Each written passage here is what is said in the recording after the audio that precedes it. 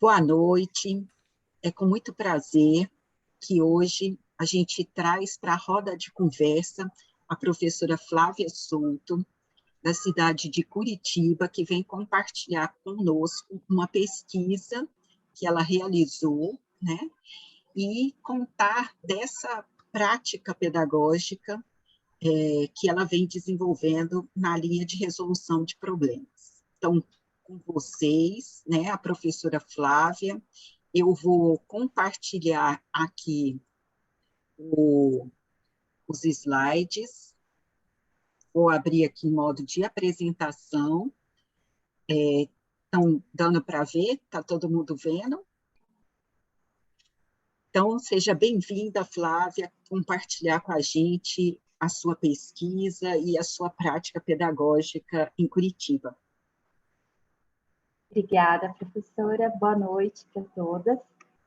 Então, eu sou a professora Flávia, trabalho na Secretaria Municipal de Educação de Curitiba. Então, eu sou professora concursada desde 2010.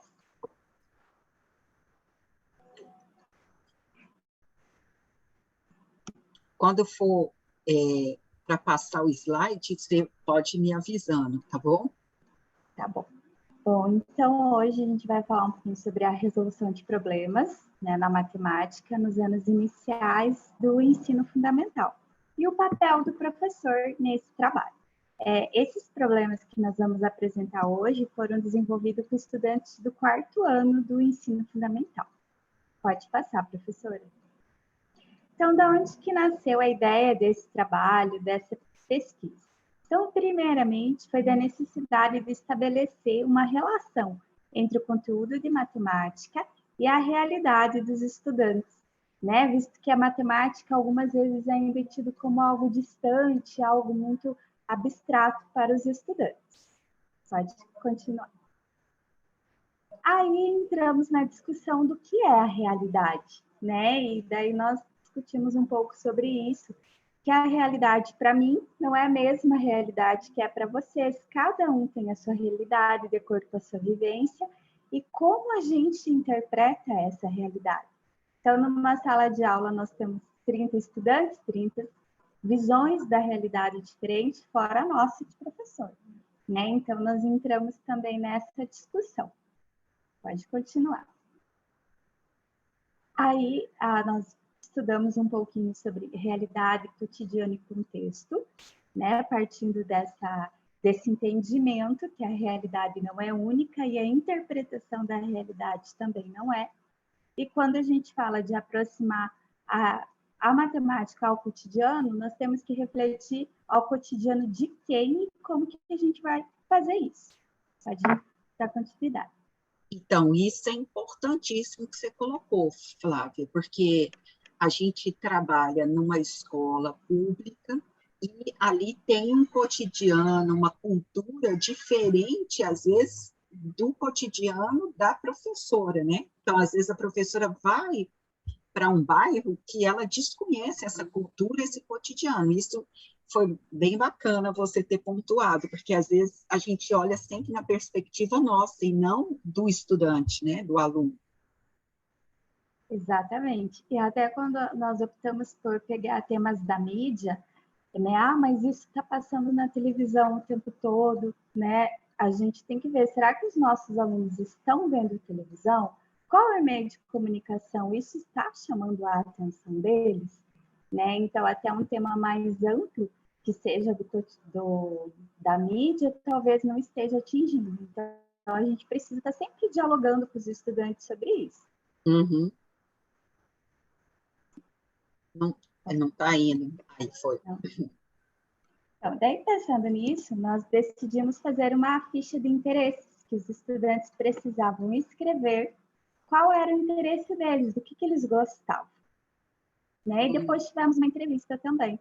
E surgiu os DPA, que para mim era desconhecido totalmente. Eu não sei se vocês conhecem os DPA, sabem o que significa. Não conhecemos, não. Então, ele é um seriado infantil que, na época, em 2018, chamava muita atenção das crianças, que é Os Detetives do Prédio Azul. Era um seriado que depois virou filme na TV do Gloob, e eles amavam. Então, como eles tinham um grande interesse, a gente juntou. Bom, um detetive gosta de solucionar problemas, né? Então, vamos fazer problemas para detetives, né? Tirar o foco de que é um problema matemático e colocar o foco que é um desafio para um detetive ver. Então, foi essa a proposta que nós colocamos. E daí a gente faz a referência à semi-realidade, que é uma maneira de contextualizar. Então, não é uma realidade, né? Ele é a referência a uma semi-realidade, mas que para as crianças faz parte do cotidiano delas. Então, não faz parte da realidade, mas faz parte do cotidiano. Então, os contextos, os problemas elaborados eram todos envolvendo os DPA. Ótimo. Posso ir passando, né? Pode, Então, foram 12 problemas, eu trouxe um deles para a gente estar conhecendo, conversando sobre ele. A base do problema, a ideia matemática do problema, foi retirado da 6ª jornada da resolução de problemas de Curitiba, que é uma prova que geralmente, anualmente, é feita pela secretaria, que traz desafios mais elaborados para os estudantes. Então, eu peguei a base dessa ideia e coloquei no contexto dos DPAs, que era o interesse dos estudantes. Então, o Severino, um dos personagens, né, fez picolé de açaí para vender. E nesse sábado é dia de promoção. Quem juntar 4 palitos de picolé poderá trocar por outro picolé. Dona Leocádia juntou 35 palitos. Qual é o maior número de picolés que ele poderá conseguir com essa promoção? Isso é mais um trabalho para os imbatíveis, os invencíveis, os organizadores, detetives do Prédio Azul. Esse bordão final, ele tem em cada episódio do seriado. Ah, tá. E que bacana que você trazer esse cotidiano, e é um problema que requer a retirada de informação, né? Não é um problema canônico, aquele tipo exercício, né, de um livro didático, né? Então, realmente é um desafio para a criança, né? Muito bacana. Isso, porque daí ele não tem as palavras-chave, né, que já remete uma solução. Então, ele abre a possibilidade da elaboração de diferentes estratégias pelos estudantes, porque o foco é a resolução, né? Então, independente de qual será a estratégia por eles utilizar. Posso? Pode, se alguém já tem alguma dúvida, quiser perguntar algo, fiquem à vontade. Então, a Flávia está compartilhando com a gente as estratégias, as resoluções. Então, podem colocar no chat e dialogar com a gente. Tá bom? Então, assim, esse problema, ele traz a ideia de divisão como medida, né? Então, eu conheço a quantidade total de palitos que eu tenho. Eu sei que cada grupo eu preciso ter 4 palitos, mas eu não sei quantos grupos eu vou formar. Então, no currículo, é a ideia de divisão por medida ou medição, que também fala. Então, aqui temos a estratégia do primeiro grupo, né? Que ele fez os traços e fez os agrupamentos. Então, ele usou a figura, né? Que até para a Poli, muitos autores, a figura, ela é bem conceituada porque a criança consegue traduzir por desenho a ideia matemática, né? Então, 4º ano, às vezes eles ficavam inseguros, mas eu sou 4º ano, eu vou desenhar como se desenhar fosse para crianças menores. Então, às vezes a gente falava esquema, uma palavra mais chique, as crianças ficavam mais à vontade em representar por meio de esquemas, de desenhos, né? Então, o desenho, ele ajuda muito na compreensão e na elaboração de estratégias. Então, esse aqui, né? E depois a gente também pedia para que as crianças explicassem o que eles fizeram, né? Fazer uma roda de conversa, que a criança explique o que você pensou, como que você resolveu, e fazer esse diálogo também. Tá? Então... E, Flávia, eles fizeram individualmente isso? Ana é uma criança que fez, é isso? Isso, exatamente. Eles fizeram em um grupo de 4 crianças, né? Os nomes aqui são fictícios, então eu troquei o nome, mas daí alguns, na hora de contar para o grupo como fez, sempre tinha algum aluno que mostrava que era o líder do grupinho, eles mesmos decidiam quem, para explicar o que eles fizeram. Ok. Então, aqui a Ana fez a explicação dela, né?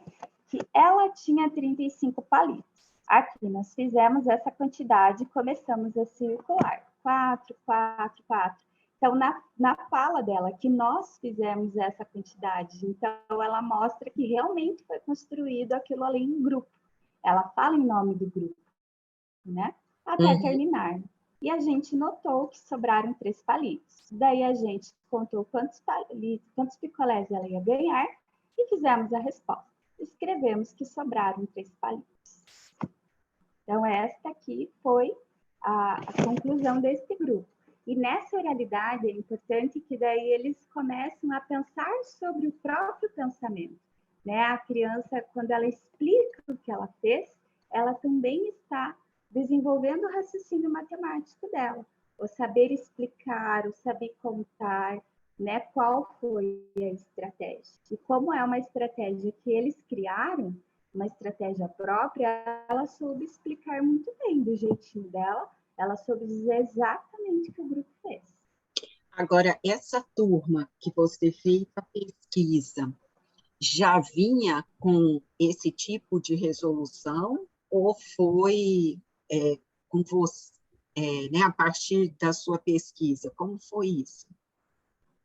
Então, essa turma, elas já tinham essa rotina de trabalhar em grupo e de realizar atividades com as estratégias que eles gostariam de realizar, sem se preocupar num padrão. Sim. Então, já eram turmas estimuladas a trabalhar em grupo. Tá.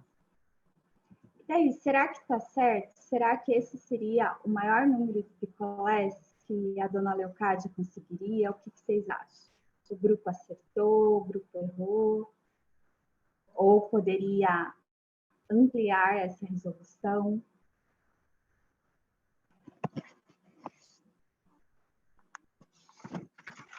Acho que teriam como ampliar?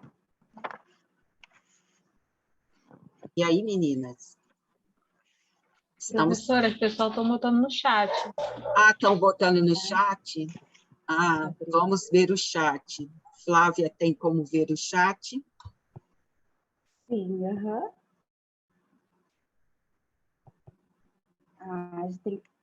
Bom, então, antes, acho que a gente pode já trabalhar essas perguntas antes de seguir adiante. Pode ser, professora? Pode ser, Flávia. Então, a Beatriz, né? Mesmo sendo quarto ano, já é ideal que a professora mostre o método tradicional da divisão ou depende muito do conhecimento da turma. Não tem problema nenhum mostrar o algoritmo da divisão, pode ser, aqui em Curitiba ele faz parte do currículo do quarto ano, o algoritmo, mas a gente precisa também mostrar que não é a única estratégia, né? O nosso foco não é o algoritmo da divisão, é resolver o problema.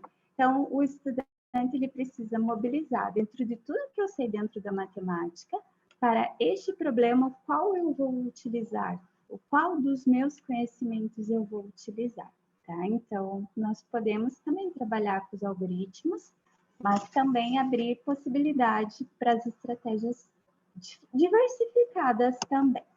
A Delma, antes da Beatriz, colocou se nessa proposta também poderia encaminhar a ideia de divisão de quanto cabe, ou seja, quantos picolés cabem receber com essa quantidade de palitos, se a professora poderia fazer essa intervenção.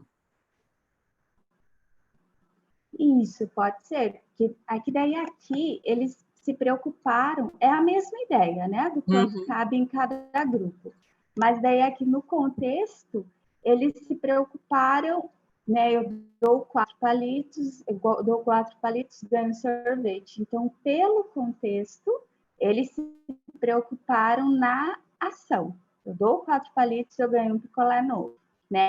Mas o quanto cabe, sim, é a mesma ideia. Ok. Posso passar, então? Sim, sim. Pode passar.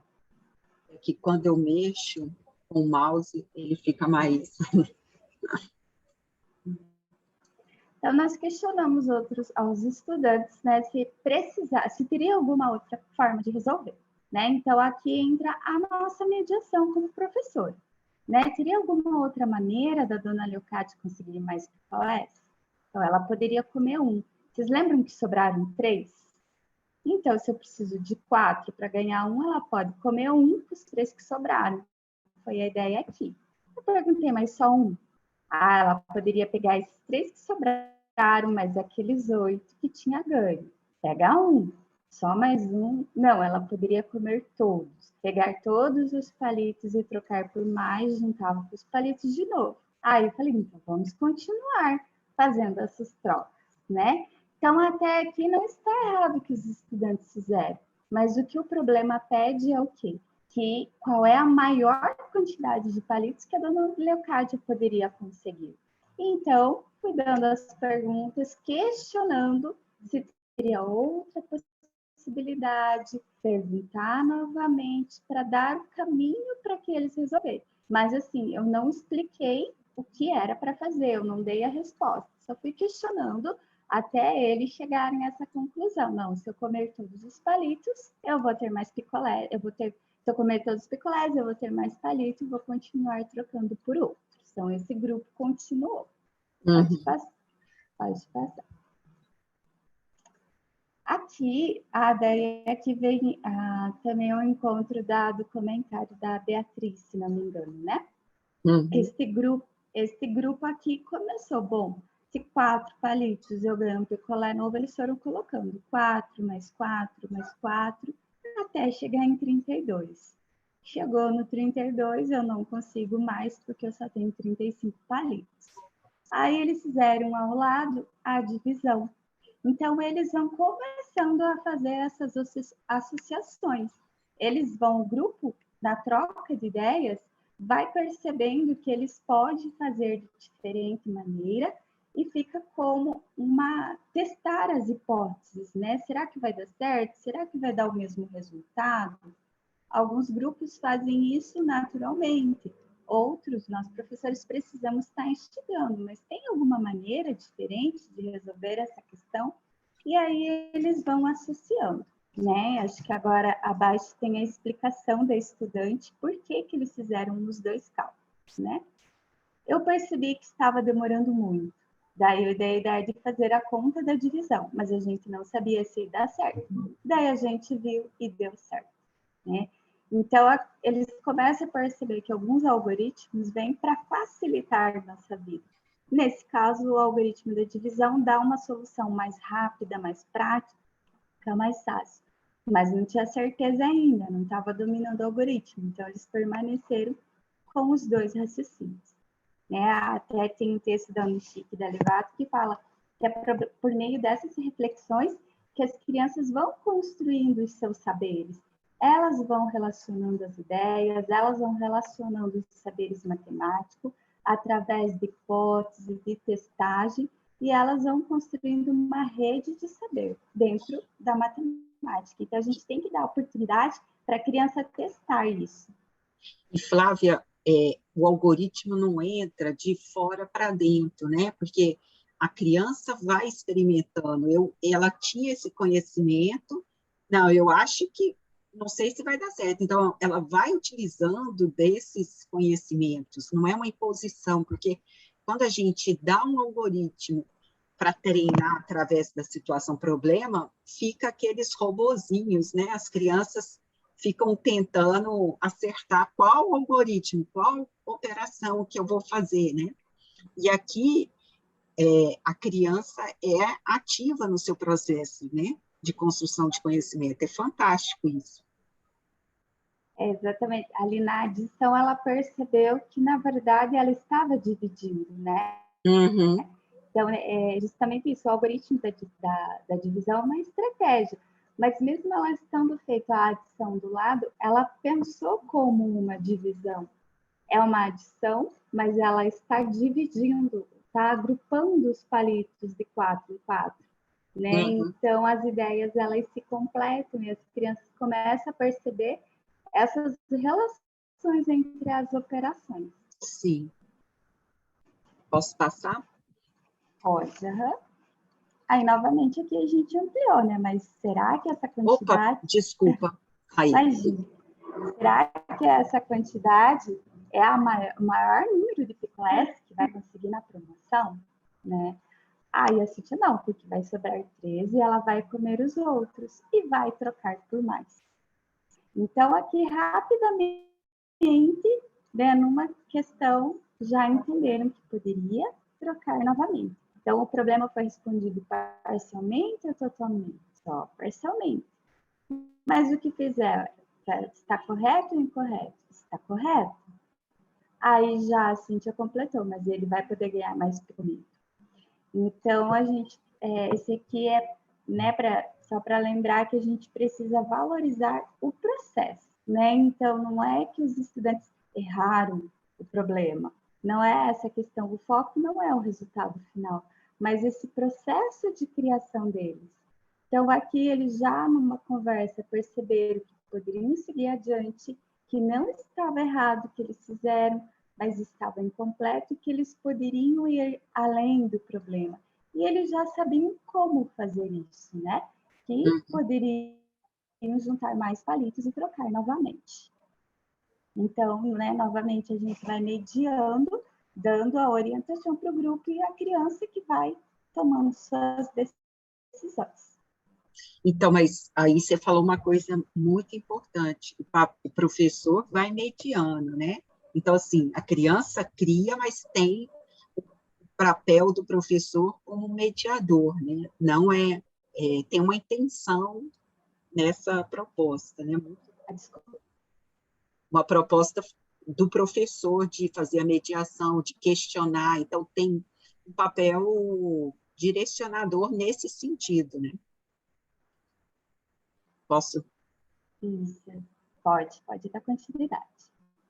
Então, aqui, o grupo E, né? O grupo E fez uma estratégia bem diferente, que é a subtração, que é muito parecida quando a gente pensa no algoritmo da divisão por decomposição, né? Eu trabalho com o número total, eu trabalho com a quantidade total, vou distribuindo e vou retirando aquilo que eu já distribuí, né? Então, fizeram a subtração, sobraram 3 palitos, vai sobrar 3 e a Leocádia vai ganhar 8 picolés. Aí abaixo já vem a explicação do grupo sobre essa resolução.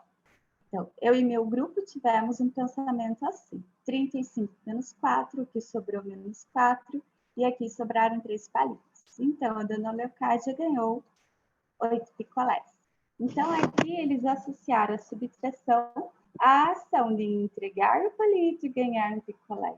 Eu entrego mais 4 palitos, ganho mais um picolé. Né? Então, fez sobre a subtração. Então, daí que fica evidente que, para nós, que o algoritmo ele é importante, né? Mas a criança que vai decidir qual é o algoritmo, a estratégia que ela vai utilizar, né? Dentro de todo o conhecimento que ela sabe, qual que lhe convém nesse momento. E o bacana aqui é que ela coloca, de fato, foi um pensamento do grupo, eu e meu grupo. Então, assim, não é o individualismo, né? Assim, mesmo ela representando o grupo, ela, né? Muito interessante. Sim, novamente na sala a gente percebe, né, essa coletividade. Então, esse interesse de que todos realmente participem da solução, todos realmente têm interesse em achar a resposta. Aqui é outro... O grupo A. Isso. Aqui é o grupo A, né, que fez também pela figura, desenhou os 35 palitos, agrupando de 4 em 4, e depois eles fizeram uma multiplicação, né? Ou seja, tivemos 8 grupos com 4 palitos em cada, 32, mais os 3 que sobraram, 35. Então, eles se preocuparam em verificar se estava correto ou não. Então, eles assumiram a responsabilidade da resolução, né? Não é a professora que precisa dizer se eu acertei ou se eu errei. Eu preciso verificar se o que eu fiz está correto, se o que eu fiz tem sentido para a pergunta do problema, né? Então, essa preocupação deles, e a gente precisa também passar isso para eles, né? Está correto? Tem sentido? Leia novamente o problema. Tem alguma outra maneira para fazer? Então, a gente precisa também estimular que a criança revise a estratégia que fez. Uhum. Então, pode dar sequência. Posso passar toda essa sequência? Isso aqui é de 1 em 1. Não pode passar, são 3 falas, né? Uhum. Isso. Então, qual o raciocínio que eles utilizaram? A gente tem que tentar colocar os desenhos e ir tirando a quantidade que precisa. A gente fez 35 risquinhos e dividimos. Pegamos 4 e fomos circulando de 4 em 4. Então, aqui, apesar de eles não terem feito o algoritmo da divisão, eles trabalharam com a ideia da divisão. Né? Ele fala, nós dividimos, agrupamos. Então, esse grupo não domina o algoritmo da divisão, mas ele já entende que o ato de eu pegar os palitos e formar grupos é o ato de dividir. Então, a ideia de divisão está presente aqui. Então, ele é um processo, né? E na medida que chega no final e cada grupo apresenta o seu raciocínio, aí eles vão associando, eu posso fazer esse algoritmo da divisão, eu posso fazer por desenho, eu posso fazer por adição. Então, quando apresentam no grupo no final, eles vão também vendo outras estratégias, outras formas de resolver. E daí aquela criança que ainda está só na figura, só na representação do desenho, ela vai ampliando também o seu conhecimento para os algoritmos também. Uhum. Pode dar continuidade. Aí aqui nós conversamos também, né, com o grupo A, se era só essa maneira de resolver, né? Será que o maior número de picolés que pode ganhar? Eu acho que sim. Haveria outra maneira dele ganhar mais picolés? Não. Não, porque a promoção é, leva 4 palitos e ganha um picolé, e não 3 e ganha 1. Então, aqui ele está taxativo, né? Tem que ter 3 palitos para ganhar, tem que ter 4 palitos para ganhar um picolé, não posso ter 3. Então, ele está, uma das condicionantes do problema, ele está atendendo perfeitamente, né? Mas ainda eles não ampliaram, então a gente precisa estar continuando a conversa, né? Daí ela ganhou quantos picolés? 8. E depois que ela consumir esses 8 picolés, ela vai ter mais palito e vai poder trocar por mais. Então, é possível depois haver mais trocas? Sim. Então, às vezes, alguns grupos de imediato já compreenderam essa possibilidade de ampliar as trocas. Alguns grupos não. Então, nós precisamos fazer mais perguntas, mediando e direcionando esse pensamento deles. Então, estou entendendo que você, no caso, foi de grupo em grupo, questionando cada grupo, não é isso? A estratégia que você utilizou foi essa, a estratégia de acompanhar os grupos, né? Isso, cada grupo, né, ia depois, durante a resolução e no final, ia conversando com eles e ia perguntando como que foi, como que eles fizeram. Aí, no final disso, eles apresentaram para a turma as estratégias que cada grupo realizou. Posso passar, então? Pode. Aqui é o grupo B, também parecido, né, com outros 2 grupos que nós já vimos, que também fez o agrupamento de 4 em 4, desenhou os 35 palitos, e daí eles foram agrupando. E daí aqui, para contar quantos picolés ganhou, eles fizeram de 2 em 2, né? Tipo, 2 mais 2, 4, mais 2, 6, mais 2, 8. Então, chegaram também na resposta. Tem sempre uma marca muito pessoal, né? Até na forma de registro, mesmo sendo semelhante esse B com o primeiro e um do meio, que também foi com tracinhos, mas tem a sua diferença, né? Na forma de contagem aqui, bem interessante. Sim, esses aqui foram agrupando de maneiras diferentes, até sobrou um lado do lado direito, ele fez uma linha para juntar com o lado esquerdo para fazer de 2 em 2, né? Então, eles vão criando, né, para facilitar a contagem, ao invés de contar de 1 em 1, eu vou contar de 2 em 2. Então, a gente já vê os agrupamentos aqui. Aí, quando eu comecei a conversar com esse grupo, que eu perguntei para eles, assim, se... Até eu não coloquei aqui para não ficar muito extenso.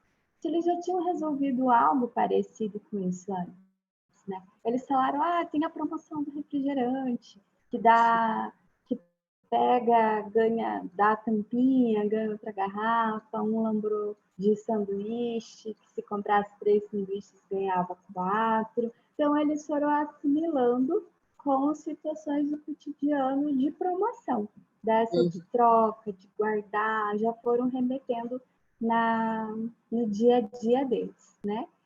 E daí, nessa conversa, quando a criança começou a lembrar de trocar as tampinhas, de trocar por um novo refrigerante da promoção que tinha, aí ele falou, não, mas é possível ter mais picolés. Eu nem precisei perguntar. Foi só ele lembrar da promoção do refrigerante que ele já falou, mas dá para ter mais. Aí, tá, mas como que é possível, né? Se ele pegar mais um desse, vai sobrar um palito. Aqui tem 3 sobrando, ele come um e vai ganhando mais. Então, o que é o aceitável? Se eu tenho 8 picolés, eu vou comer um, né? Eu não vou comer 8. Um é aceitável comer agora, juntar com os 3 e trocar. Aí vem o imediatismo da nossa realidade, né? Que a criança também pensa no o que é plausível agora. Eu comer um, né? Então, entra naquelas da visão da realidade, né? Como que eu interpreto a minha realidade. Eu perguntei, mas se ela tivesse mais, né? Como que seria? Pode continuar.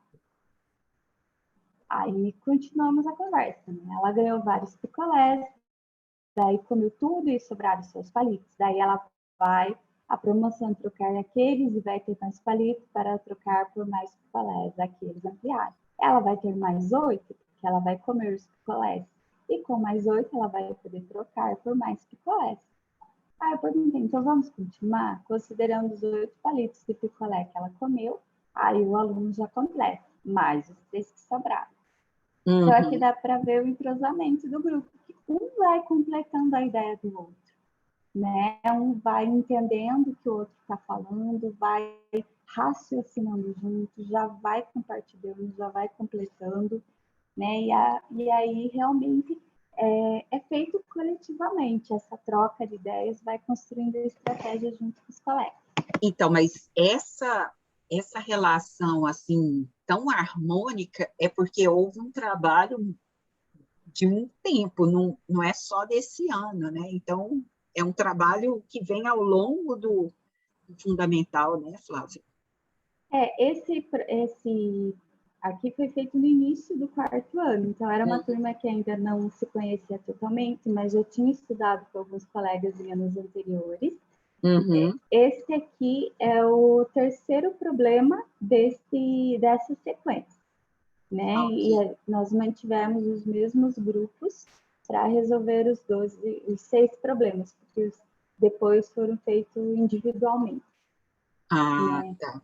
E o trabalhar em grupo também precisa ser algo aprendido, né? Essa troca de ideias, a gente precisa também estar estimulando isso, essa construção coletiva entre eles, né? A gente que é adulto adora fazer em grupo, imagina as crianças, né?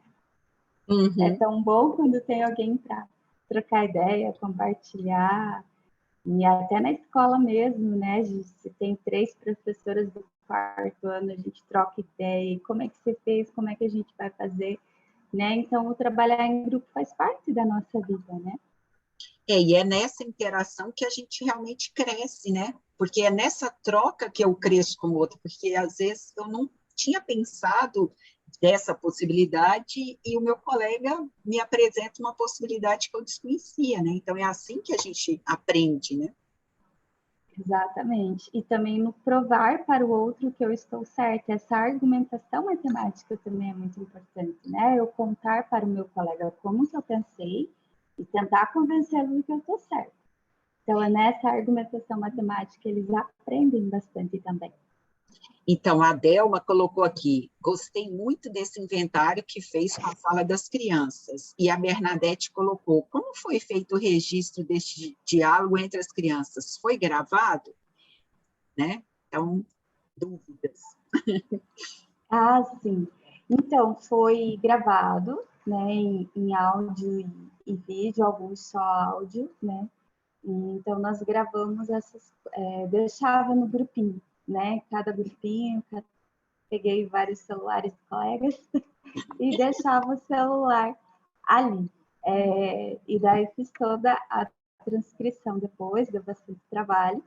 Mas, assim, tinha conversa sobre outros assuntos em alguns momentos? Tinha, mas muito pouco, né? E é normal, se nós pensarmos enquanto adultos, se a gente se reúne para fazer um trabalho, a gente também vai desviar um pouquinho a conversa, né? Mas nada que atrapalhe a grande produção que eles fizeram, né?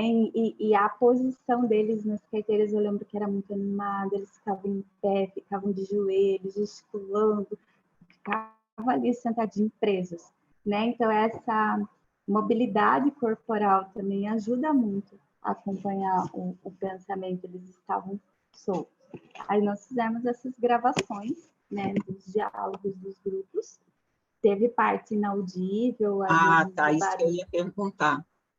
Uhum. Sim, tem parte inaudível, tem parte que a gente não consegue ouvir com clareza, né? Mas deu para filtrar bastante comentários importantes deles. E daí nós também fizemos pelo comitê de ética, até para poder estar gravando, né, a voz, as imagens. Então, ela foi uma pesquisa aprovada pelo Conselho de Ética. Os pais assinaram, aprovaram a participação dos estudantes. A única coisa é que os nomes são fictícios, né, para preservar a identidade deles. Uhum.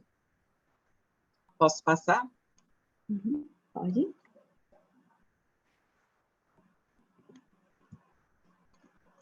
Então, aqui o grupo I, né, um outro grupo. Então, feitas as trocas, eles já tinham feito o processo, né, inicial. A que conclusão que vocês chegaram? Ele poderia trocar por 8 picolés, ia sobrar 3, e aí ia comprar. Então, aqui surge a palavra comprar. O outro aluno interfere, mas isso não está falando aqui. Então, aquela concentração no problema diz que ela não vai comprar. Então, a atenção aos dados do problema. Então, para ele ter isso em mente, essa segurança, eles leram e releram várias vezes. Uhum. Né? Então, isso que é importante, que a gente coloca no grupo, a responsabilidade é deles, eles que têm que resolver, e um vai corrigindo o outro. Mas se ele ganhasse outro, poderia trocar de volta? Aí eu estava no grupo nesse momento, eu reli o problema com eles, né? Então vamos reler, já que está dando essas dúvidas. Pode dar continuidade. Ali eu só destaquei mesmo, se não está falando aqui, então a atenção, né, aos dados do problema, o que o problema realmente traz.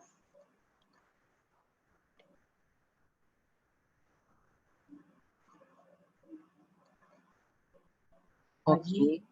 Uhum. Daí eles deram continuidade. Sim, porque aqui sobraram 13 e ela podia comprar mais um. Daí eu falei, não, mas ela não pode comprar, só usar o que tem. Ela tem 8, ela aí comeu os 8. Daí, aí eles conseguiram, né? Mais 3 palitos, junta esses 8 e vai trocando sempre por mais um. E aí continuaram a desenvolver a estratégia. E agora acho que coloco o relato do Bernardo após, né, para a gente ver a resposta final. Eu coloquei de um dos grupos, né? Uhum. Aqui já tinha 8, daí ela trocou, ganhou 2, daí sobrou 3. Pegou mais 2, ficou 5, juntou 4 e trocou e ficou sobrando 1, então dá 11. Essa era a resposta esperada.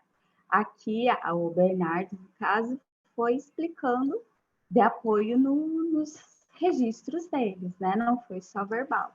quando eu retornei para o grupo, até por isso que eu dei um espaçamento maior ali. Quando eu retornei, ele estava já com todo o cálculo e eles foram explicando, né, o que eles fizeram. Uhum. Então, olhando ali, parece meio confuso, a gente olhando teria que, né, difícil de acompanhar, mas como eles construíram e estava ali com o desenho mostrando, com os registros usando, ele conseguiu descrever bem o que eles fizeram. Aí algumas considerações, né, sobre esse, por que nenhum do grupo chegou ao resultado de imediato nos 11 picolés, né? Então, se nós fôssemos rígidos, falaria assim, nenhum grupo acertou, todos os grupos erraram. Uhum. Mas, quando a gente fala resolução de problemas, é o processo, né? De imediato, nenhum grupo acertou, mas quantos conhecimentos a gente conseguiu perceber? Quantas construções a gente conseguiu perceber até chegar em 8 palitos e sobraram 3, né? Só Uhum. que daí a competência leitora, que qual é o maior número de picolés que Dona Leocádia poderia conseguir? Então, o que é esse maior número? Eu tenho que tentar todas as possibilidades. Qual é o maior? Então, essa competência leitora deles lerem e compreenderem o que está pedindo no problema. Então, Uhum. é um ponto que precisa, né, nesse caso, precisou ser desenvolvido com ele e é normal, né? A gente, na resolução de problemas, né, a leitura do enunciado é fundamental, né? Até a Pólia falava que o primeiro passo para resolver um problema é compreender, né? A gente tem que ler e compreender, né? Então, esse foi um dos pontos. E o segundo, do conhecimento cotidiano. Lembra que lá no início a gente falou de cotidiano, Uhum. realidade de cada um? Até o Jardineto traz assim que o cotidiano, na realidade, ela é imediata. Nós resolvemos as coisas agora, de acordo com o que a nossa família ensinou, de acordo com Uhum. as relações que a gente vive. Então, é a praticidade ali do momento. Então, no primeiro momento, quando nós questionávamos, os estudantes falavam, ela pode comer um e juntar com 3. Por quê? Porque, ok, comer um, minha mãe deixa comer um, mas será que ela deixa comer 8 de uma vez? Então, aí a gente já foge da realidade, né? Não é uma realidade possível para minha casa, isso influencia Uhum. também, né? Então, na matemática, quando a gente traz essa realidade, esse cotidiano, a gente também precisa ter cuidado com esse detalhe. Aí até tem a fala de um aluno, né, que quando foi falado, colocada a ideia, pode passar, professor. Quando foi passada a ideia de comer os 8 picolés, ele falou, congelaria o cérebro, obviamente. Porque pense, de tanto picolé que ela come, não vai congelar o cérebro. Então, assim, não seria possível consumir os outros. Aí Isso até é bem a fala dos pais, né? Quando os meninos exageram, é bem a fala dos pais mesmo, né? Vai congelar. vai congelar, não pode, né? Então, assim, fica aquela dúvida, será que não foi adiante por não ter essa competência leitora ou por trazer para a realidade e não pensar na possibilidade de comer os 8, porque isso não é algo que seria rotineiro, né, para Uhum. uma criança, né? Uhum. Então fica essa dúvida no ar, né? E daí teve grupos que falavam assim, mas a dona Leocádia vai poder dividir com as outras pessoas. Só que a Leocádia disse que ela é uma bruxa. Não, porque ela é egoísta, ela não divide com ninguém. Então, eles viram o perfil da personagem, né? Tratando-se dela, ela comeria sozinha, ela não ia dar nada para ninguém. Então, Uhum. foi bem interessante isso também, essa interpretação da realidade que eles têm. Sim. Ah, Ai, se quiser peraí. partir. Aí. Isso. Então, aqui, os tópicos, né, do geral desse episódio, né, do contexto. O trazer um tema de interesse das crianças ajudou muito, porque como eles se interessavam pelo seriado, DPA, e eram 3 crianças detetive que resolviam mistério, veio a parte lúdica também. Uhum. Eles se sentiam os DPA, nós somos os DPA. Tanto é que quando eles liam o bordão lá, mais um trabalho para os imbatíveis, os invencíveis, eles liam como as crianças falavam no seriado. Então, eles incorporaram esse desafio. E daí, como eles entraram nesse contexto, não teve, mas é de mais, é de menos, essa preocupação com o algoritmo. Né? A preocupação é resolver o problema, não é que conta eu faço. Uhum. Aí, as analogias em relação... E daí, na analogia, foi muito mais frequente eles compararem com as promoções do dia a dia, do sanduíche, do refrigerante, do que com um problema que tivesse um cálculo parecido.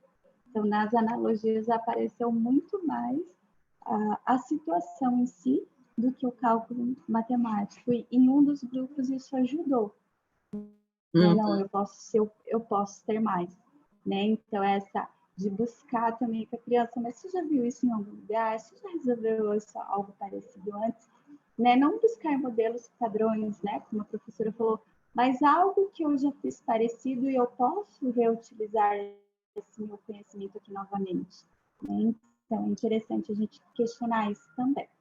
Isso, tornar explícito isso, né? Porque nós, adultos, fazemos isso, mas parece que fica implícito, mas quando você chama a atenção da criança, ela vai utilizando essa analogia para a vida dela, né? Então, isso é importante, sim.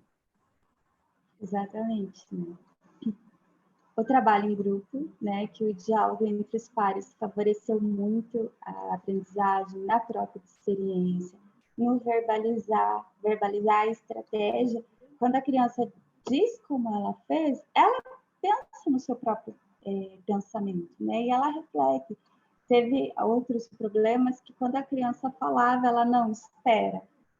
E no meio da fala dela, ela mesma já percebeu o erro. Então, esse exercício de explicar o que eu fiz também é bem importante. É uma autocorreção do seu próprio fazer, né? Então, ao explicar, ele já percebe e o erro é percebido pela própria pessoa. Então, tira aquela coisa, eu fiz para a professora. Não, eu estou fazendo porque eu sou responsável por isso, por esse processo de aprendizagem, né? A Delma colocou aqui, excelente questão feita pelo Samuel, e a Bernadette, muito interessante e trabalhoso, excelente trabalho, desde a elaboração, passando pela brilhante intervenção pedagógica, além da gravação da transcrição da fala, culminando na análise, cuja problematização podemos desfrutar neste momento com a sua generosa partilha. Isso é a Bernadette elogiando. Eu estou encantada com o trabalho em grupo, como que a gente percebe na explicitação das crianças, porque aqui, quando as professoras vêm compartilhar, a gente tem a foto da criança, mas aqui você está com evidências, né, na fala da criança que foi feito um trabalho em grupo mesmo. Não que eu esteja duvidando, mas assim, como que fica evidente esse trabalho em grupo, né? Isso, eles falam, meu grupo pensou assim, nós fizemos assim, né? Eles realmente se sentem pertencentes a um grupo, né? Sim. Assim, teve desentendimentos entre os grupos? Teve. Claro. Teve, sim, né? A gente sabe, às vezes precisou, não, calma, cada um diz uma vez, o que um queria fazer de um jeito, outro do outro. Ai, professor, e agora? Agora vocês vão decidir, não sou eu, é o grupo que decide. Então, em alguns momentos, a gente também precisa fazer essa mediação de acalmar a turma, né? Mas é um trabalho bem gostoso. E até na própria escolha das crianças, né? Assim, uns que brigam, muitos não podem ficar, né? Também nessa escolha são 4 em cada grupo? Isso, geralmente eram 4, um grupo que ficou com 5.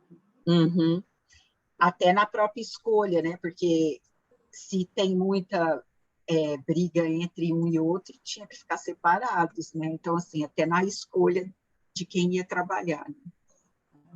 E a negociação também, às vezes um faz melhor, ou um lê melhor, o outro escreve melhor, então essa negociação. Eu lembro que em um dos grupos tinha um aluno que não estava 100% alfabetizado, né? Então ele tinha dificuldade na leitura e escrita. E eu fiquei até emocionada uma hora que ele conseguiu ajudar o grupo a resolver. Ele falou assim: professor, eu não sei ler bem, eu não sei escrever bem, mas eu penso bem, né? Então, assim, ele descobriu também, e para ele aquilo ali foi importante, né? Porque como ele tinha dificuldade na leitura e escrita, ele se sentia menos, né, que a turminha. E daí ele viu, não, eu sou bom nisso. Então, isso foi bem legal também. Bacana. Eu coloquei aqui um outro, mobilização de conhecimento, né? Isso, então, né, são as diferentes estratégias, né? Então, cada grupo utilizou uma estratégia diferente. Então, aquilo que a gente já havia falado, dentro de tudo que eu sei dentro da matemática, dentro dos meus conhecimentos, qual que eu vou utilizar aqui, né? Então, não será a padrão, né? Já com o algoritmo já pré-estabelecido, né? Que às vezes a palavra-chave falou em perdeu, você usa subtração, falou em tirou, você usa subtração. Não. A criança que vai escolher dentro do que ela sabe, como ela vai resolver. Tem mais aqui no chat, né? A Simone colocou parabéns pela dinâmica que teve com esses exercícios com as crianças, bem dinâmica e envolvente, gostei muito. A Bernadette, entendi o critério de formação de grupos, também passo por isso no grupo de 4º ano, em que nem todos são leitores. Então, até agora, nesse período de pós-pandemia, né, a gente, é mais evidente isso ainda, né, do que anos anteriores. E é interessante isso também, porque às vezes a criança ainda não está com uma leitura fluente, que dificulta a interpretação, mas o raciocínio matemático dela consegue descrever, acompanhar, formar estratégias. Então, o trabalho em grupo, nós podemos mesclar também essas habilidades entre eles, distribuir as funções, e daí cada um vai ter sua função, né? E é bom para a autoestima deles também.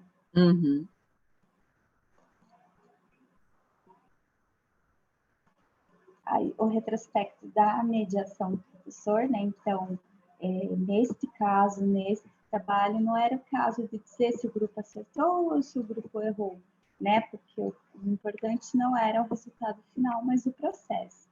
Aí, na mediação, nesse caso, ao invés de explicar para o estudante como fazer, né, o interessante seria fazer essas perguntas. Mas aí, esse é o máximo? Daria para fazer de uma maneira diferente? Será que a gente poderia ter mais picolés?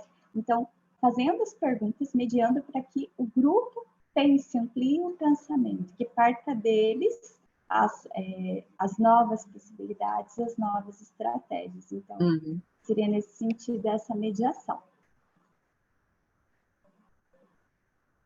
E daí, né, a competência leitora, né, da compreensão, e o saber cotidiano e o saber escolar, né, que é a ambiguidade. Então, no cotidiano tem diferentes saberes, diferentes modos de interpretar a realidade, mas, assim, a gente não pode sobrepor isso dentro da aula de matemática. A gente tem que trazer a realidade, sim, mas se na matemática eu quero o maior número de picolés possíveis, as minhas convenções de que eu não posso chupar 8 picolés de uma vez e depois mais, não faz parte do saber matemático naquele momento.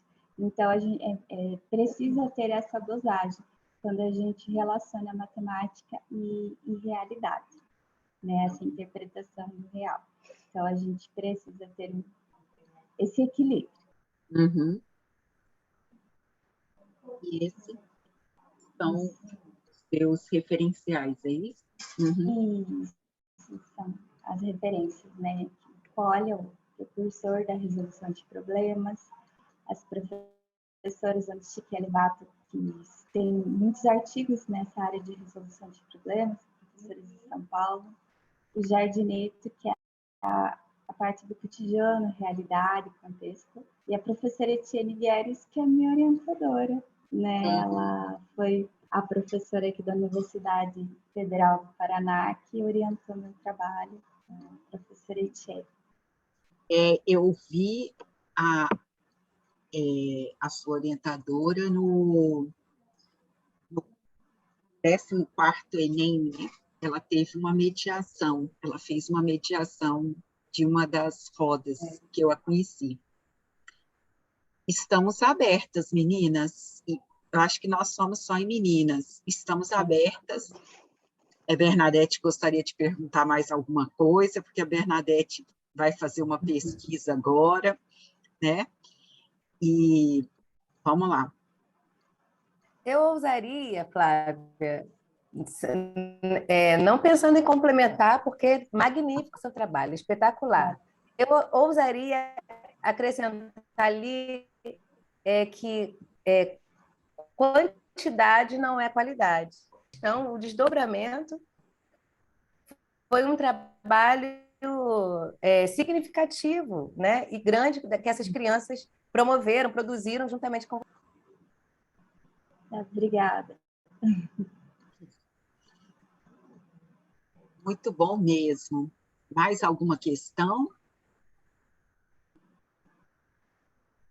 Então, terminamos, né, mais uma roda, com uma roda muito boa de compartilhamento da Flávia, que dividiu, compartilhou essa experiência com a gente, que é uma experiência de pesquisa, mas que é possível estar, né, de colocá-la em prática também na sala de aula, né, e que rico esse trabalho junto das crianças, né? Parabéns e convido vocês para as próximas rodas, tá certo? Tá aqui cheio de elogio aqui no chat, a gente pode te enviar depois.